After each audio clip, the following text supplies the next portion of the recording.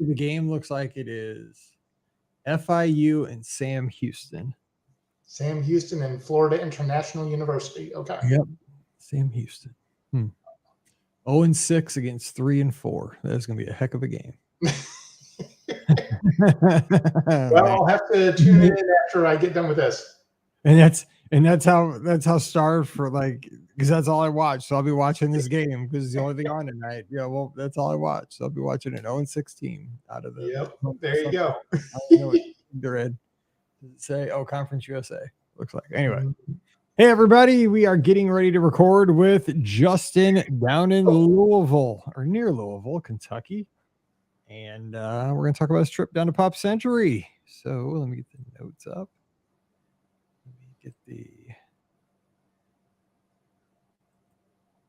Man, I just had biscuits and gravy for dinner. I'm so full.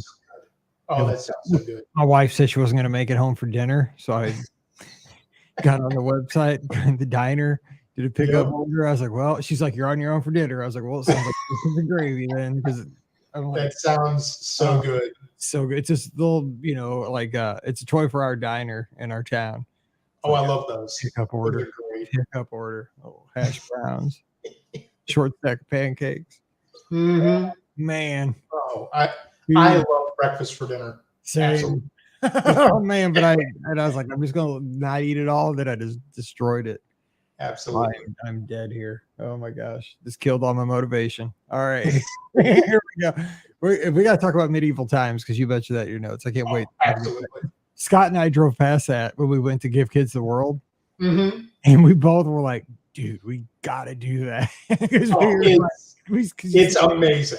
We got to talk about that because we both looked at each other like, man, next time you have a car, we're coming over to this place. It's so much fun. Okay, well, and he's living his best life right now. Just texted me. Yes, he is. I keep on seeing that, and I'm like, oh my gosh. He's like, yesterday, he's like, dude, find me on Find My Friends right now. Just look at me on Find My Friends. I'm like, why? He's like, I'm in the middle of a maze at the Dole Plantation. Take a screenshot. I'm like, all right.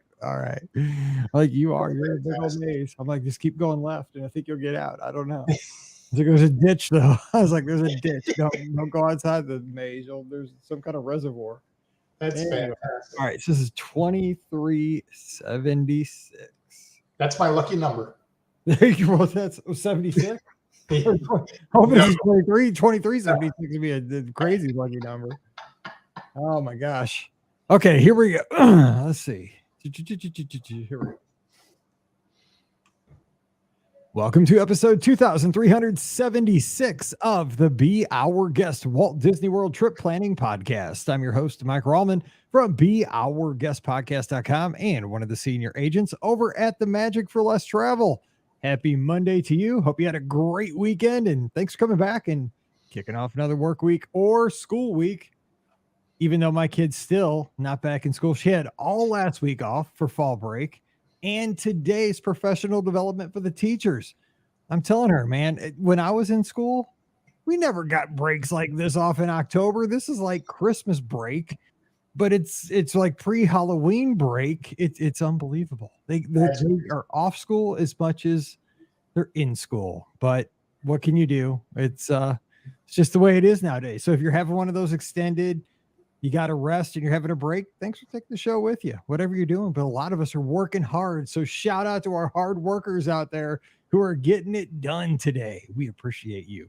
We're going to have some fun today with the fun trip report. We're headed down to Louisville, Kentucky with our friend Justin. Justin, thanks for coming on the show today. How you doing today on a Monday? Mike, thank you so much for having me. This has been the sort of highlight on my calendar for months now. I'm doing wonderful. How are you?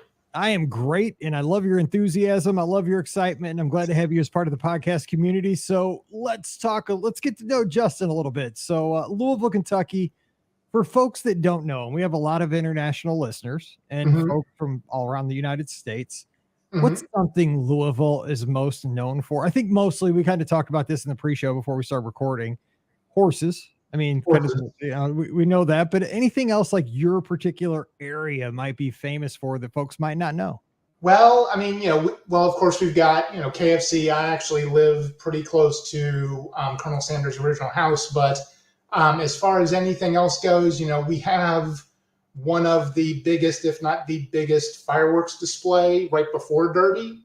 It's called Thunder over Louisville. And it's so big that, that they show it overseas to the troops on July 4th through like Armed Forces TV or something. So, yeah, so that's pretty big. Hey, and shout out to some KFC. I mean, absolutely. And by the way, I aside, I always have lots of asides and a couple of asides. One, aloha to Scotty Gardner, who's still on the island as we're recording and living his best life. He apparently got out of the Dole Plantation maze yesterday, so I'm glad that he's accounted for. No, I knew that. He's at the North Shore right now, living his. I dared him to take one of those waves. He wouldn't do it. He's sending me videos of the waves. I'm like, get on those waves. Those you surf.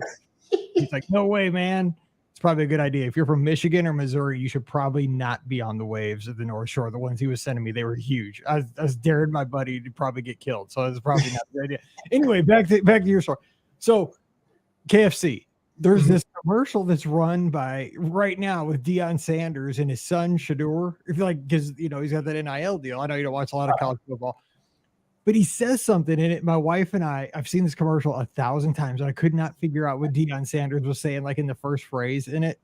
And I finally figured it out the other day because I had to Google it. But I was like, I wonder if anybody else like had to keep replaying that commercial because I couldn't understand the first phrase. And I can't. It's a terrible story because I can't remember exactly what he says. It was something about like the mom says something like, don't eat those wings over the white carpet. And he says something like, go get me a wing. But he says something after that or right before that. And I was like, what did he say? I could never figure out that. Finally, like we Googled it, we figured it out. But it's not that great of a story anyway. But KFC because I've eaten lots of Chicken Littles from back in the 90s. That was like my go-to, which they don't have anymore, sadly. Okay, so let's talk about your Disney back history. So how did you kind of fall in love with Disney or, that you're listening to a show like this? Well, it starts and ends with the Disney Channel. I was like 5 when the Disney Channel first came on, and one of my first memories is actually watching Mousercise on the Disney Channel. I distinctly remember it because Mickey scared me as a kid. And then so we started to, with all the movies and the TV shows, and then so I'm a pretty big geek. So video games, I'm playing all the video games, all the Disney video games. But back as a kid, we never really got to go to any of the parks. And that changed for me when I was 18 and my little sister, if she's watching hi, was 6. And so we went to Disney World for the first time and we had a great time. But on the way home, and I'm not trying to garner any pity here, but I had a seizure on the way home. My first grand mal seizure. As an unintended side effect of that, I forgot all of my natural memories from the trip. Oh, no. So I started learning everything about Disney after that. I tried learning, stuff about Disneyland, Disney World. I listened to other podcasts, but I never got back to Disney World. That changed in November of 2022 when I went. Me and my wife went on our honeymoon down to Disney World. We started planning it in June of 2021. And I found this podcast in June of 2021. And, I just started taking notes and writing stuff down. And we went and we took most of the advice that you guys have said over the past few years of podcasts, and they worked. I'm glad to hear that. And I'm glad to hear that, everything it's coming back around and that you're getting to have these great experiences. So I can't wait to jump into this trip report. And it still makes me so excited that folks find us because I think personally as a podcaster, I don't think that people will find us this week, that maybe today's the first show somebody will discover, but it is probably. And, because I think, everybody's been with us since we started the show back in 2008 when I was. That's a long time. That was crazy. That's back before, I looked a lot different in 2008 and my whole lifestyle was a lot different in 2008. But I appreciate those folks who've been with us for the, duration of the over 2,400 shows we've put out and those folks who've come along, with us, part of the way. And we appreciate that. So let's jump into this trip. So you guys went back last spring. So this is going to be a great primer for folks that are going. Cause I know I'm booking a lot of trips right now for spring 2024, and you stayed at Pop Century. So tell us about the planning for this trip, because I know one thing about our audience, and it's that planning is half the fun for our audience. I mean, I just know that it is for me too, because if you think about it, if you don't enjoy the planning and the pre-trip, that's going to be 90% of the time. Like your trip itself goes so quickly. Right. You need to enjoy the time before the trip, because that's the most, that's like the biggest chunk of time that you get. Yeah. So we actually planned this for about 6 months. We had this trip booked about 5 days after we got back from our honeymoon in November. So we talked to our travel advisor, and we said, hey, we want to do kind of a budget trip, and she gave us a list of hotels, and I recognized Pop Century immediately, and we talked about it, my wife and I, and we said that's where we want to go, and it's amazing. I mean, we absolutely loved it, and I think that we're going to be going there from now on. Whenever we go to the parks, we're going to be staying at either Pop Century or Art of Animation. It was a wonderful hotel, best experience, very nice cast members. Everything was great. I'm with you. That's my go-to for all my race weekends. I tend to stay there. I'll probably be there for marathon. I like that it's Skyliner access. I mean, I listen to tons of retro podcasts, so it's right up my alley. 50s, 60s, like 70s and 80s, especially. I just like the whole vibe. It's got great transportation. Besides the Skyliner, the buses are pretty good. The food court works for me. The food court was great. We ate there a lot. Yeah. I mean, that's my jam. I'm a simple guy that, I don't need stuff that's fancy. It's got exactly what I like, just the stuff I like. So, okay. So let's talk about you guys headed down. You flew down, it looks like, and you got there and you guys used Sunshine Flyer. So yes. Talk about arrival and travel and coming in. Well, rest in peace, Sunshine Flyer. But so yeah, we got in there super early, and we went down to the Sunshine Flyer desk. We got on immediately on a bus, and the bus left within 5 to 10 minutes. It was absolutely smooth transition, hardly any wait. And then when we got to the hotel, we originally were just going to drop our bags off at Bell Services and go explore Pop and Art of Animation. And I made an audible, and I said, well, why don't we go into the hotel and try to check in there? So we went, we talked to an amazing cast member. I think her name was Amy, but forgive me if it's not. She got us a room immediately instead of waiting until 3 p.m. This was at like 9:30 in the morning. So we got a room immediately in the requested 50 section because I had checked in online earlier. We went back to get our bags, had a little bit of trouble with the bags, but we're not going to talk about that. No big deal. And we went to our room, and it was in the back part of that T section of the hotel, basically right next to one of the big bowling pin staircases. And we were, 30 seconds away from the Skyliner. I know we were talking like the T there with the big jukebox there in the 50s. Right? Yes. Yeah. Yes. I've run past there many times. Yeah. Yep. So yeah, we took a rest, and then we actually broke one of your rules. We went to a dining experience on our landing day, on our arrival day, but we went to Ohana for the very first time. That's good, because I mean, it was dinner and you guys got there early in the morning. That's good. You got plenty of playtime. It's not like you're trying to land at 3:30 in the afternoon and try to make a 5 o'clock 80 yard. That's right. when you're stressing out because it's too tight. So, man, you probably had worked up a good appetite there though in the travel day. I mean, that's one of those things. Like if you're going to a place like Ohana, any of these, Garden Grills, Chef Mickey's, name your Tusker House, your Crystal Palace, any of these buffets. You want to make sure that you're getting your value if you're in my position, because I always want to get my money's worth. So I got to make sure I work up a good appetite. Sounds like a good plan. So what'd you guys think about Ohana over there for dinner? Oh, we loved Ohana. I think I put in my notes that it was a gauntlet of food. I was hoping you would say that because I love that phrase, but I was trying to set you up for it because I didn't want to say it. I wanted you to, but that was great. No, yeah.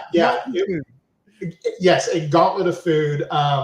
We came hungry too. And by the time they brought out the steak and the shrimp, we were like, oh my, we just can't eat anymore. It was all so good. The noodles and the wings, we ordered like seconds and thirds of those. And then they just kept on bringing other courses. And like I said, by the time we got to the steak and the shrimp, we were just we couldn't do it anymore. We had a couple of bites of the red pudding, which was delicious. We wish we could have fit more in our stomachs, but we just couldn't.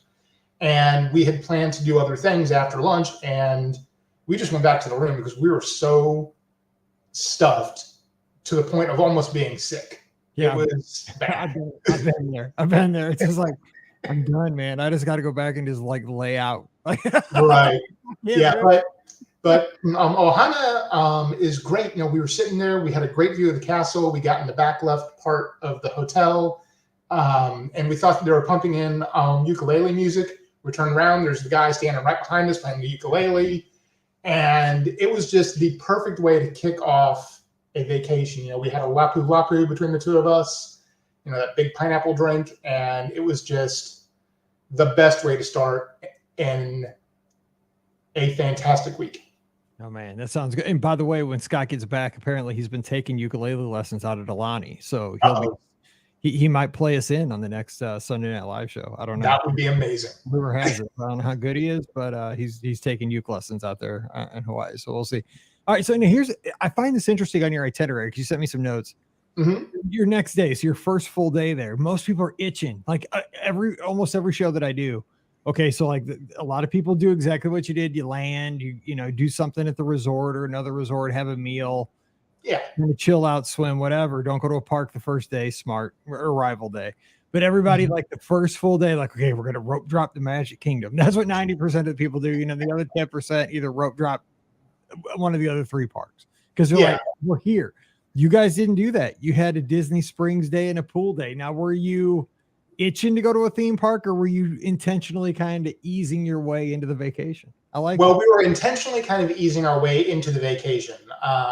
And so we just decided just to go down to Disney Springs and look around there. We went to Disney Springs on our honeymoon, but we didn't get to spend that much time there. So we knew that was a priority for us. We went around and then we went back and we swam in the big pool in Pop, the big one. I forget the name of it. I call it the hippity dippity, but it's it's technically called the hippy dippy, but it's cool if you call it the hippity dippity. So yeah. So we swam there and then just kind of, you know, eased our way into it. And you had s'mores at the resort. God, that's little things like that are what make a resort cool to me. Oh yeah. The s'mores thing. We wanted to do the tie-dye shirts also, but we didn't get a chance to do that. But those little things, you know, you don't have to go out and, you know, down to a park to have fun. You know, there's so many different little activities that we found at the resort, like the movies under the stars or like the s'mores tasting, that are, you know, small little 5 to 10 minute experiences, but they stay with you throughout the entirety of the trip. Yes, absolutely.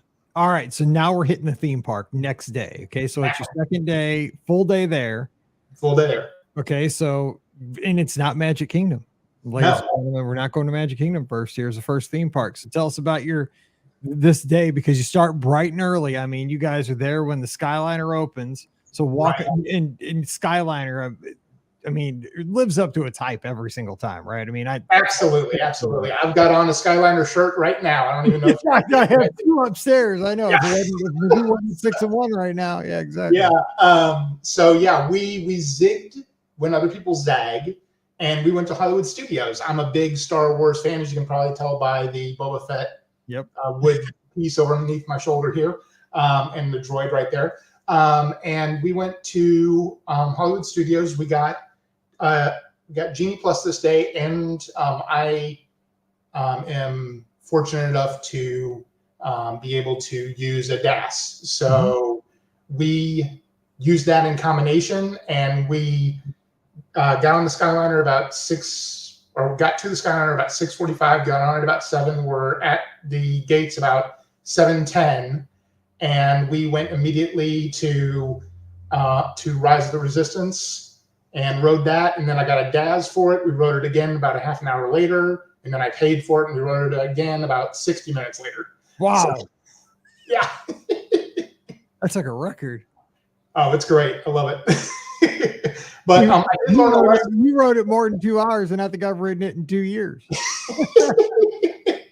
It's the best ride in Disney. Almost. I just absolutely loved it, and we had so many fun character moments with the cast members there. And so, for example, we went through on the first time, and there was a cast member there who was just kind of eyeing me up and down because I just had a grin on my face the entire time. And he comes up to me and gets about, maybe a foot away from my face and was like, "What are you smiling about?" I'm like, "I'm just happy to be here." He's like, "You're happy that you got detained. You're happy that you got caught." And I said, "Yeah." And he goes, "What?" He goes, "What were you doing on that transport?" And I said, "I was really just trying to find Mickey and Minnie's Runaway Railway." And he said, That's a good answer. and he said, "Well, what is Mickey and Minnie's Runaway Railway?" I said, "Oh, nothing. It's just a ride." And then he actually turned to my wife and he was like, "Is this idiot with you?" And I just lost it. I fell to the floor almost. I could not handle it. It was great. And then on the second time, there was a kid there, maybe 6, maybe 7, who was absolutely convinced that we were actually in space. And his parents were going along with it. "Oh, yeah, buddy, we're in space." And just kind of watching that was just one of the best experiences down there. It was great because this kid was so thoroughly convinced that everything was so super real. It was amazing. Those two examples, though, are exactly what I love to have in a Disney vacation. One, cast members that get into it and play their role so deeply that, you are having, because you get to have fun back, like that. I mean, could be an average Tuesday morning, but man, you're living your best life, having a good time with this cast member because you're at Walt Disney World. You're having a blast. And then, like you said, getting to see a kid have that kind of an experience, like, dude, we're really, or like on Soarin', like we're really flying, or, we give a set example from any attraction. That's the best. I mean, that's awesome. And you mentioned it was raining all day. So did you still make the best of it? I mean, do you have any advice for folks it happens? Well, I mean, with the rain, people were, leaving the parks when it was raining heavy, and then it would kind of lighten up, and, then the ride times would really lower down. I just say, just bring your ponchos and your patience, and just, don't leave. Whatever you do, don't leave, because the crowd levels drop so much when it rains. And I think that you said that before, but I really got to experience it. Yeah. It went from a 60 to 90 minute wait on Rise to about 25. And that's great. So, so after our Rise experience, we went to do Toy Story Mania. We did that once. We rode the Runaway Railway quite a few times that day. We went to the Indiana Jones Stuntacular. We met Chip and Dale as the Rescue Rangers, which was a blast. That's cool. Because I took my phone, and as we were getting up there, I started playing the Rescue Rangers theme, and Chip and Dale were dancing around and, all that kind of stuff. And, the PhotoPass photographer was snapping pictures and dancing too. And it was just an amazing experience. Like, I'm sure they see that like 10 to 20 times a day, but it was just an amazing experience for us. It was great. I like in your notes that you think you saw Mark Daniel in the Epic Stunt Spectacular. You probably did. Honestly. Yeah. So the director in the Indiana Jones Stunt Spectacular, like, he looked just like Mark Daniel. And I looked it up later, and apparently he's been like at that attraction for a while, just not off and on. So I was like, oh my God, we saw kind of a minor Disney celebrity or a major Disney celebrity. Yeah. So that was cool. I see him all the time on that commercial. There's a commercial during college football where this kid hits a foul ball and it breaks a windshield, and I'm like, that's Mark Daniel right there. That's the guy from Disney. Yeah, because he used to also do. This is probably before your time going a lot, but they used to have the American Idol experience where, people. It's where Frozen Ever After is now, or the show. But he would a lot of times he'd warm up the crowd before the show. Mm-hmm. Good. He is such a great MC. Like, he is such a great host. Yes, he is. I'm proud of it. I mean, like, you'd be like ready to go. The real show hadn't even started yet, but he came out like as a warm up act. Right. Awesome. Because he'd be like, raise the roof, raise the roof. And Bobby raised it. He's like, "Okay, bring it down, bring it down." He was the. I was like, man, I was like, I don't care if we have a show here. Let's just dance. Let's do it.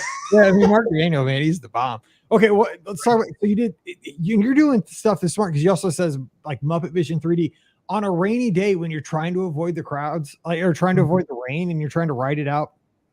Find stuff where you're going to be inside for long periods of time. Right. On restaurants, attractions that are longer, like shows.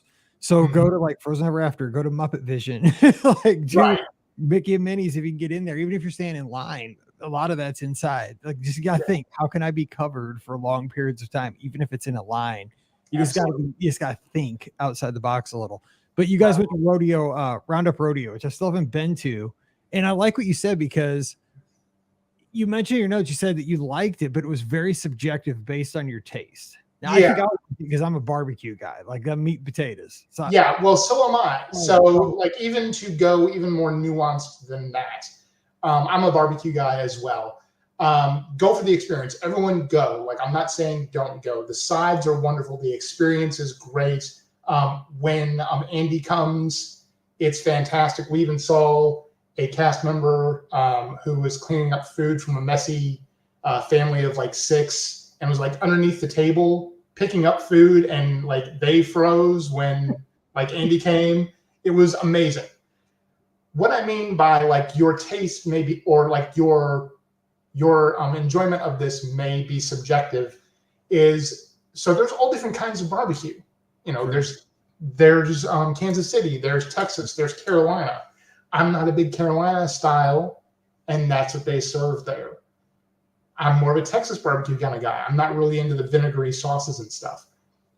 The food is great. The barbecue is great. The snake in my boot sausage was the best meat that we had at the restaurant. It was just, you know, the sauces, not really the kind of style that I like. So like, I don't know why they decided to go with South Carolina barbecue, but that's not on Disney. That's on me and my taste. I'm not going to knock Disney for something that's my personal taste. That's it. So go. Sorry. No, that's super interesting though, because and that's a great way to put it, because, you know, it's regional, right? I mean, because I'm, you know, we have St. Louis style barbecue. Obviously I'm in St. Louis, and Kansas City is obviously huge on the other side of the state, but like where you are, you know, and Texas, you said that's your favorite. But you know what I have discovered? I will tell you this. Before I went to Regal Eagle over in Epcot, I didn't have any idea about South Carolina barbecue sauce. Like that stuff, it almost looks like mustard. You know, it's yellow. Yeah. I love that stuff, but I never had it. Like we don't have that around here. Oh, I crave that stuff now. I do like that stuff. I love that stuff. There you go. There you go. See, the thing is, I had never had it in my life until Regal Eagle, which was only a few years ago. So it is kind of cool that you get exposed to stuff like. I mean, my world's really big, right? I mean, like more people are traveling the world. They're going to Australia. They're going to France. They're going to London. My world is expanded because I've tried South Carolina barbecue. Live a little, Mike. Yeah. So I mean, you know, like Roundup Rodeo, great experience. Don't need to go every single time, but go for the experience. Just like everything is so well done there, well themed. And, you know, I think that for a first time, a first time experience, it's really well worth it. You don't need to go every single time you go down there, but every once in a while, it's wonderful. That's how I feel about Space 220. Well said. Yeah. But I like Space 220 a lot. I just don't need to go every time. It's too expensive, but it's super. The experience is amazing. Like it's so cool. You got to go. You have to go once, but you don't have to. Absolutely. Okay. Huge Star Wars fan. You guys went to Oga's. So tell us about what you thought of that. Cause that is such an intimate, quaint, but very immersive experience.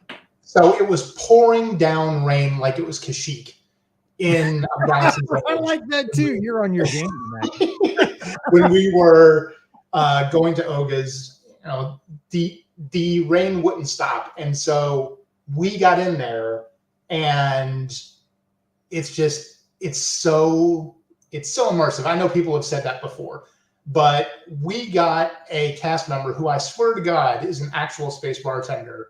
Jimbo, I love you. I don't know if you listen to this podcast or not. We talked to him for about pretty much the full 45 minutes. And I'm convinced Disney actually like sent someone into space to find an actual space bartender. They found Jimbo and brought him down. When he found out that it was my first time there, he took me around to like every single part of the bar, was showing me different stuff, pointing out, like the frog eggs that are in the carbon freeze. And when I ordered a hyperdrive, he was telling me, that they've only got, like 10 more parsecs until they need to refill the fuel. And he was just so into it. And that got me so into it. We got the carbon freeze and we got the hyperdrive punch it, and we got something else. I forget what it was. All three drinks were fantastic. I'm not a big alcohol drinker, but the hyperdrive was amazing. Tried a little bit of the carbon freeze, and like when they say that like it kind of numbs your tongue or whatever, it really does. It's so cool. And like I have about 15 or 20 of the little coasters now, because Jimbo gave me about 20 or 30 when I asked for one. So yeah, it was fantastic. That's when you hear cast members though that take the time to really share their environment, share their story, and get you to see, okay, here's something you probably don't know this about this piece of where I work here, this location. That's cool because now you're talking about it. I had no idea. Yeah, that's awesome. Yeah, I've been in there a couple of times just briefly, and I do like it. I like DJ. We're playing the music, and it's cool. I love it. It is. Yeah, it is noisy, but it's something that I want to do every single time that we go down now, if we can, because it's so. I saw one Obi-Wan popping out with like a lightsaber and chopping anybody's arm off. Like, right. I try to come out with all the limbs that I walked in with, if at all possible. Right. Okay, so you also did some stuff over at the launch bay. I always forget the launch bay is still there. You know what I'm saying? Like the launch bay was like central to my experience at the studios back before Galaxy's Edge opened. Mm-hmm. And I always forget that it's even there anymore. So you got to, I guess you met Chewbacca, and yes, we did. BB-8 still back over there? BB-8, yes. We actually didn't get to see BB-8 this time. We did meet Chewie, and we did meet Darth Vader. Oh, Vader. Very inside, but I called him Sky Guy at one point, and he did not like that.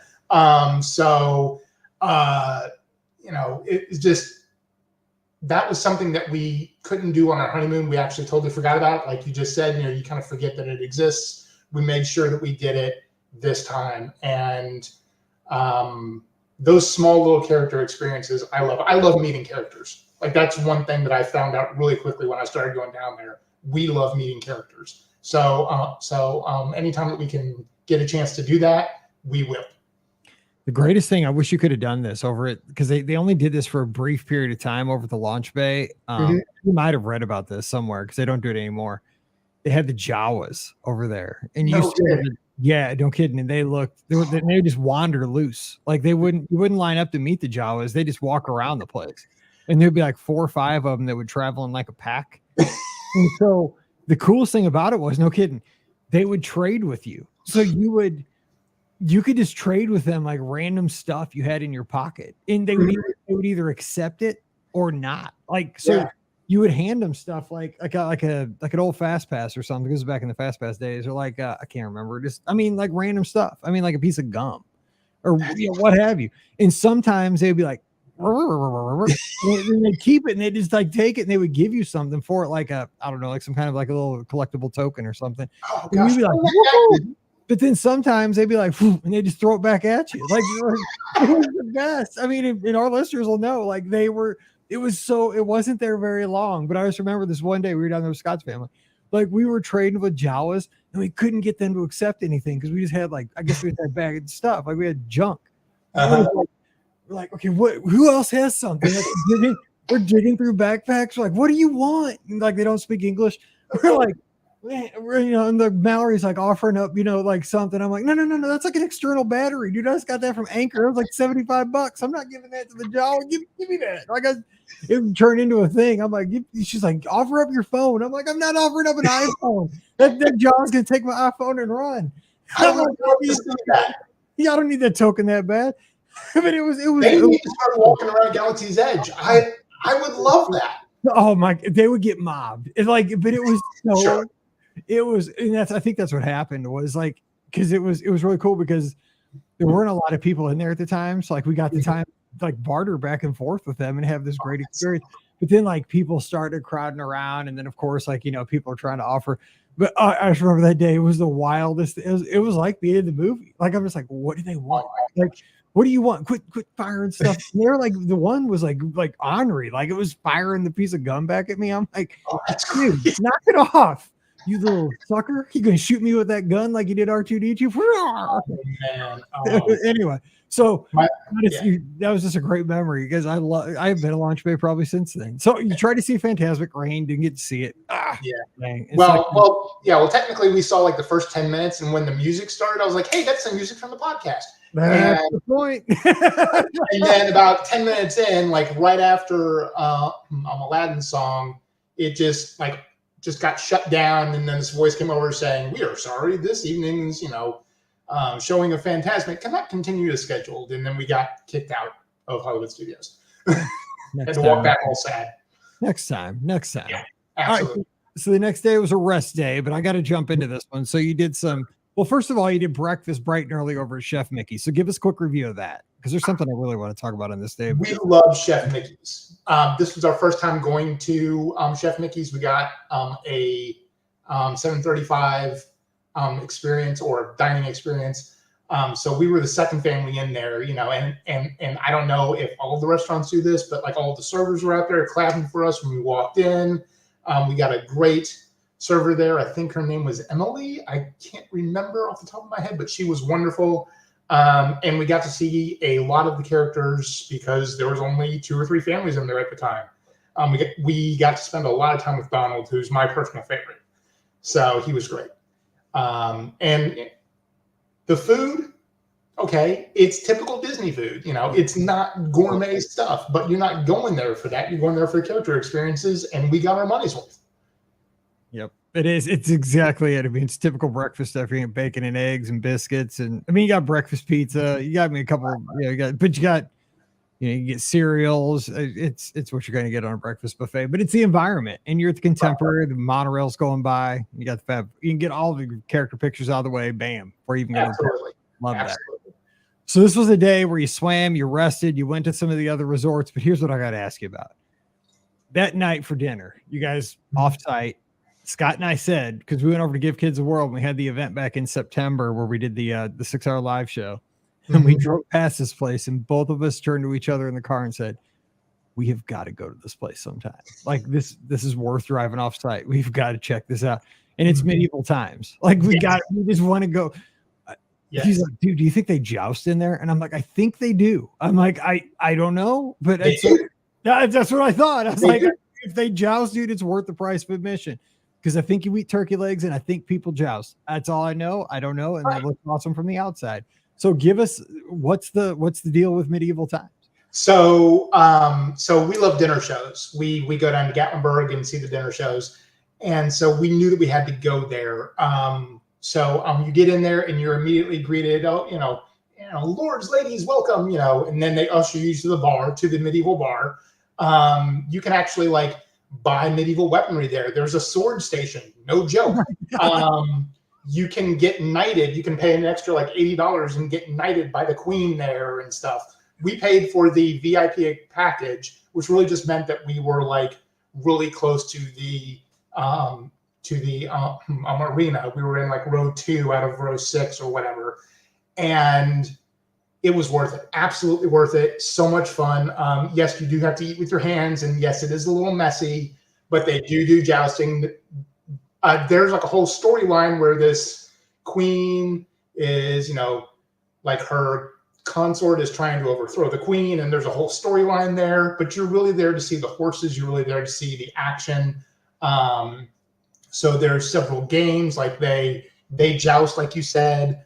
There are times when someone will joust and they'll fall off the horse, and then they'll have to defeat them. So they'll hop down from the horse, grab a sword, and we were so close you could see sparks flying off the sword, and it was so cool, so great. I love it. You need to go back. We are going to do this. Absolutely. Please go. Yeah. I will pay for your ticket. Please go. We are going to go there. That sounds like so much fun. I mean, that sounds like something so far from anything I've ever done. And that's what I want. Like, yeah, I'm not going to. Like if Disney did something like that, like if Disney did something like that, like hey, like turn that building that was the Galactic Star Cruiser into some sort of like medieval times-esque Disney experience. Wow. Take my money. Easy. You gotta be careful when you say to turn that into stuff. People get upset. People usually ruffle feathers. Build a new thing. Right. I've learned after you podcast for a while, you learn to not say to turn anything into anything else. Just say no. Sorry, no. I'm just trying. I will not give out your email. You're good. Everybody knows mine. So there you go. All right. So the next day, you guys headed to the Magic Kingdom. You had 2 days there. This is day one. So give us some highlights from this day. It was a Wednesday. So midweek, great time to go. Yeah, midweek, great time to go. We got a lot done this day. We got down there, and as we were walking in for the early entry, there was a wedding going on the hub. I mean, like bride walking down the aisle and everything. I don't know how much that cost, but good for them. No, it wasn't. So then we go to Fantasyland. We immediately get on Mine Train, or my wife does. Then we go to Peter Pan's Flight, get that done. We head over to Haunted Mansion. We're right there when it opens up that section of the park for the first time. We get on the first Haunted Mansion ride. Then we head over to Jungle Cruise, get on that ride. We went to Pirates, did that. We had, by 10 or 11 a.m., we had most of the major stuff that we wanted to do done. And that was in combination of the DAS pass that I said earlier and Genie Plus, just going back and forth using that. And it was plus it's being there early. Like being there early, rope drop is such, I mean, I know people don't want to get up early on vacation, but it gets you, there's such an advantage. Yes, there is. And we are early risers anyway. I think I'm more of an early riser, but we're early risers anyway. So we can do that. And, we got a lot done. We saved 90 minutes by being there for 30 minutes and doing all the rides. At least. Yep. It's easy. So, you also said you guys did Enchanted Tales with Belle, one of the most hidden great examples of what Disney does best, hidden right there in the dead center of Fantasyland at the Magic Kingdom. And you became a knight. Every guy I think I know, you have to be a knight in the show. That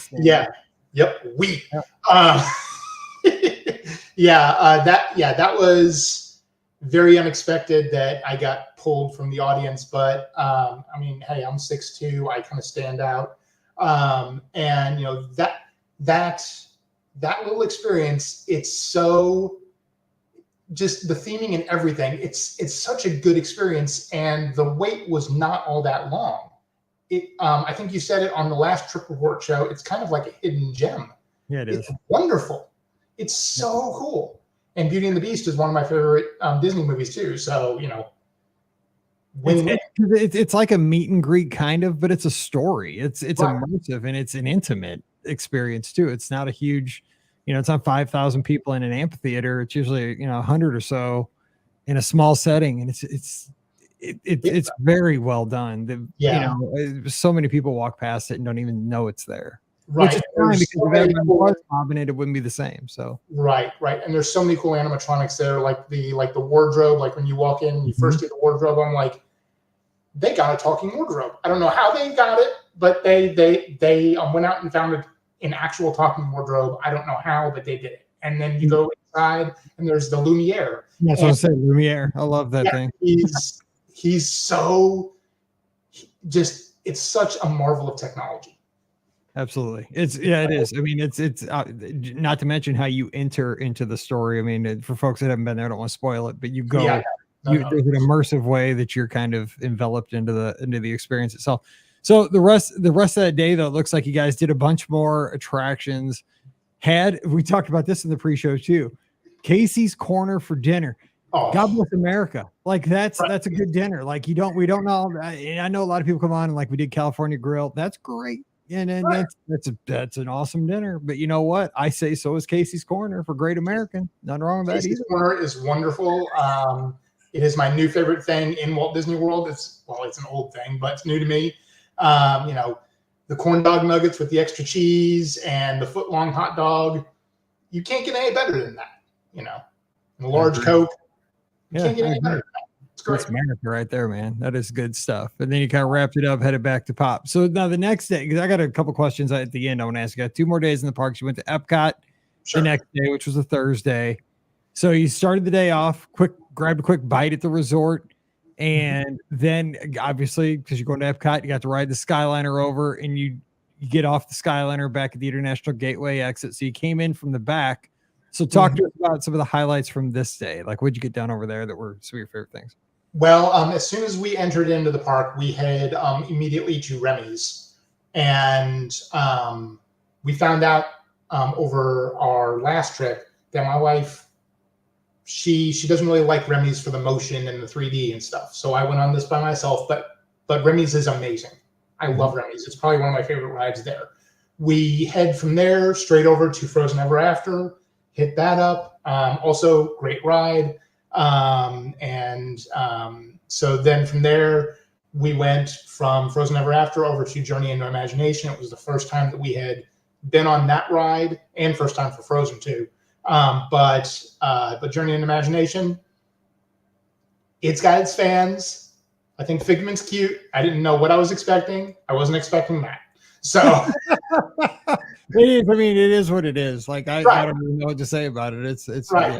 No. It's a retro is what it is. I mean, it's a blast from the past. Right. Absolutely. Yeah. And that big Eric Idle moon at the end. Nightmare. Kind of. But from there we went over to the front of the park. We grabbed some maple popcorn in Canada. We went to the front of the park, rode Spaceship Earth, which is fun, but that kind of made me a little motion sick, even though it was so slow. Just the backwards part, like when you're in space and stuff, that kind of made me a little motion sick, but that's okay. And then we just kind of walked around. We went over to where Guardians of the Galaxy is. I'm not a big roller coaster fan. My wife is more a roller coaster fan. She rode Tron on our first Magic Kingdom day, but we both didn't want to do that. So we just kind of walked around and just spent the day just kind of people watching and enjoying Epcot as it is. That's awesome. You guys also got to have lunch over at Living with the Lands, with the Land over Garden Grill. Yes. And so Garden Grill. But what did you guys think of Garden Grill? Oh, Garden Grill is another hidden gem, and we actually have to thank you for this because we wouldn't have known about it. So we were at the Soarin' ride, and we were both so hungry by this point. It was like noon, and I checked my list of things to do based on your podcast recommendations, and Garden Grill was on there. So we start exiting the line. I go on the app. I get a walk-up reservation. We're there for like 30 seconds. We get the text. We're sitting down within 2 minutes. And the food is wonderful. I could eat that berry cake all day. Yes. And the character experiences, we saw all the characters, I think 4 times each within 45 minutes. And like, even though it's a moving restaurant, neither of us felt the motion. It's wonderful. And also Living with the Land, fantastic ride. But yes. Back to this. Garden Grill, underrated gem. I agree. Like, I don't know why it's not packed to the gills, but it's not. Yeah, we want to keep it that way. Right. No, it is. It's good. It's a good restaurant. It's in a pavilion at Epcot, and it's you go through an attraction. You get to see inside Living with the Land, which is so cool. And it's got just good food. It's not super fancy, just good. Okay, so your next day is your last park day. Mm-hmm. Back to the Magic Kingdom. Looks like you're kind of hitting some of the your favorites again for a second time, but you're also, it looks like, because I noticed like about halfway down as you get into the afternoon, it just says all caps exhausted. I mean, we all get there at the end of the vacation. You're just Disney tired. You're just like wiped out. So walk us through this day up to that point, because your rope drop, is that kind of your goal though? Because you had a breakfast there, but you're just, you can talk to us about the breakfast you had, but it was basically just to kind of do some favorites before you head out. Yeah, so we actually had breakfast over at Crystal Palace, which is a wonderful experience. You know, the only thing that we weren't expecting is how big Crystal Palace is. So we really only got to see the characters once, but that's fine because it was such a big restaurant. And then, you know, we hit up Haunted Mansion again because that's one of our favorites. We hit up Peter Pan again. That's one of our favorites. Pirates we did. We also went through Enchanted Tiki Room, I think, on this day, and Country Bears. I love Country Bears. I went to that for the first time on this trip, and we just kind of hit our greatest hit, so to speak. But yeah, we were so exhausted by that day that we left at like 3:30. We didn't even stick around for fireworks. We were so Disney tired. I've been there. Now here's what I've been dying to get to this, because when I read your notes a couple days ago and you sent these to me, I got so excited because I think I want to steal your tradition. And I want this tradition to become not just my tradition, but I want somebody in our audience to hear this today and also make this possibly their tradition if they can, because not everybody can afford to do this. But I mean, a lot of us, I think, can possibly. Right. If you make a choice to not maybe get one extra souvenir for yourself or something throughout the trip. So tell us about this on your way out of the Magic Kingdom, because when I saw this, I was like, this is such a kind and cool idea. So tell us about that. So I had $20 burn a hole in my pocket. We were walking down Main Street, and I wanted to spend this money in some good way to pass it on. We had something passed on to us on our honeymoon, and I wanted to do this on this trip. So we're passing by a balloon vendor, and I stop my wife and say, hey, you know, be right back. Walk up to the cast member and say, hey, how much for a balloon? With the full intention of buying the balloon and then just handing it to someone. And she said, well, you know, it's $15 for this kind of balloon and $20 for this kind of balloon. I said, you know what? Here's $20. And could you please just find a very deserving family, child, whatever, and give them a balloon, and just like on me, just as a way to pay it forward, because we had such a great week that week, and we just wanted to pay it forward. We just wanted to make someone else happy. I love that. I love that, because, you know, that cast member is now empowered to make somebody's day where maybe they're not, you know, I wish every cast member had that kind of a leeway, but they probably don't have it to give away product. But now they have, you know, it's paid for, so they can. Right. And, you know, you feel good because, you know, you've had a great vacation. You know that, you know, you don't know who's going to get that great feeling, but, you know, when a kid gets happy because they get some unexpected balloon, trust me, the dad is ecstatic, the mom's ecstatic, everybody. And that kid might be talking about that for 10 years. You know, that time we went down when I was 7, I got a balloon, you know, from a stranger. You know, they're 28 at that point. You know, that's just good mojo out into the universe. And if we're lucky enough to go to a place like Walt Disney World, pass it on. I love that idea. Yes, absolutely. Because, you know, we've been very fortunate to be able to go twice in, you know, a period of 6 months. And while I will never know who that person is that got the balloon, just the fact that I know that someone got that balloon and their day was probably made even more better by that act. And I just hope that they passed it on, and it just kept on going and going and going throughout the day, week, month, whatever. So, you know, that's something that I want to do each and every time that we go down now. It doesn't have to be a balloon. It could be, you know, something else from one of the parks. Maybe, you know, like an ear of corn from Animal Kingdom, or, you know, something else. I don't know what, but, you know, just find a way to pass it on. It's going to be ear of corn. Look for this guy right here. I like ear of corn. Especially during Food and Wine or whatever that one buttery one is over by Live With Land. I love that. Last time I got it all over my shorts. I didn't even know it till I looked down. Butter all over my shorts. Messed up my shorts for real. I couldn't get it out. Just kidding. No, but I love that idea. So I like to pass the balloon on. That's a great idea. So then your last day was your checkout day, kind of a sad day, but you're wiped out, you know, and it looks like you just kind of chilled out, breakfast at food court, shopped around at different resorts, entered the airport, bugged out, and started planning your next trip in your head, I guess. Yes, absolutely. Our flight back was delayed because there were some big storms, but only about 90 minutes. We went shopping. We went back to the boardwalk. We actually even went back into Beaches and Cream, to that little sort of like walk-up window, got a root beer float. I was wearing this shirt on the Skyliner, which is a Skyliner shirt, got, you know, a bunch of thank yous and hellos from the cast members there. And, you know, we just made the most out of our last few hours there. And then we went home. And, like on the flight home, I was already making plans for the next trip, like whenever that's going to be. As a good Disney fan does. That's what the flight home is for. You're thinking, okay, that was a great trip, but next time, this is what we're doing. We're going to stay here, and we're going to do this park first, and then we're going to take a rest day because we're exhausted. I went too hard. That's exactly how it goes on the plane coming home because my feet are killing me. My back hurts. Right. And like I've already mentally planned like 6 or 7 trips over the next 5 years. Yeah. Like we've gone from 0 to 150 in the span of a year. And Mike, like this is all your fault, like really, because like we've got so many plans now, so many good ideas from you and the rest of the people on the podcast. And we've got ideas for trips for, a dozen more years. So thank you. Hey, we empower each other here. That's what we do. We're like an empowerment group. We love Disney. And I mean, it's like, hey, I got to go down there and give out a balloon, Absolutely. Just doing it for the good. It's like I'm on a mission from God, Right. I'm on a mission from Justin, it's like, there you go. I got to give away a balloon. I got to go. Like, I'll see. I'll be back next week. Hashtag mission from Justin. There it is. We're all going to do this now in your name.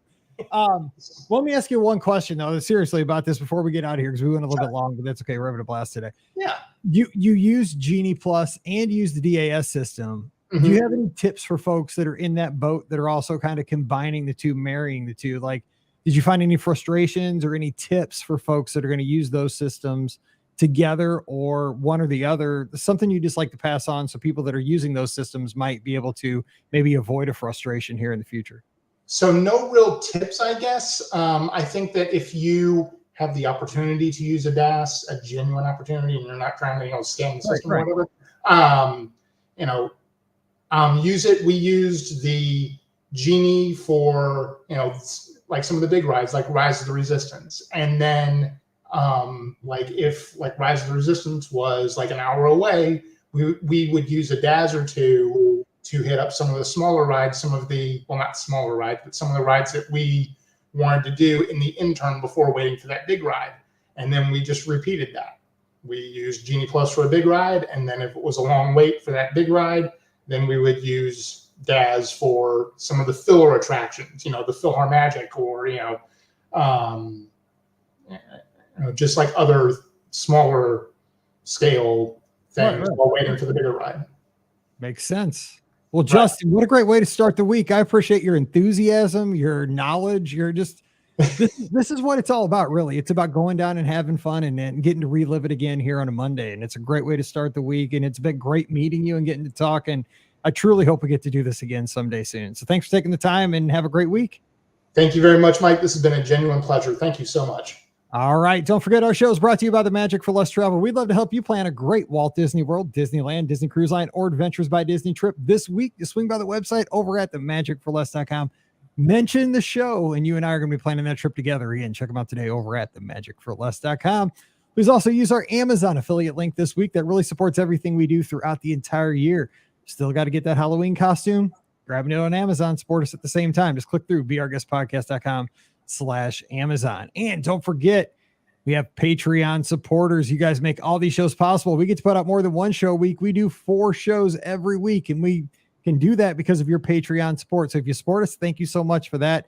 If you don't, come on over. You can support us for just $5 a month, and you'll get that bonus show called Mike in the Midwest every single week. So come on over, patreon.com/beourguestpodcast. Don't forget to, today, if you're listening on Monday, this evening, around this afternoon, actually, around 5:30 Eastern, most likely there's going to be a live call-in listener question show this week only, because Pam and Ricky are both down in Walt Disney World, and Scott is just getting off an airplane from Hawaii, and he is going to be major jet lag. So it might just be Mike riding solo for this week's shows. So I might just open up the phone lines and do live listener questions this week on the phone and video here in the chat. So please tune in 5:30 Eastern if you're tuning in here on Monday as this show releases, and we'll take calls just like we do on Sunday nights, but it'll be on Monday. So give me a call and we'll do it a little bit different this week and have some fun and make it live. And who knows what'll happen with those listener questions. We'll do that. So that's just for this afternoon. But don't forget, Sunday night coming up, it'll be you, me, and Scotty G, the BOGP open line on Facebook, YouTube, Twitter, and Twitch. Join us at 7 o'clock Eastern, 6 o'clock Central. that's when we open up the phone lines and take your calls and have a blast as well.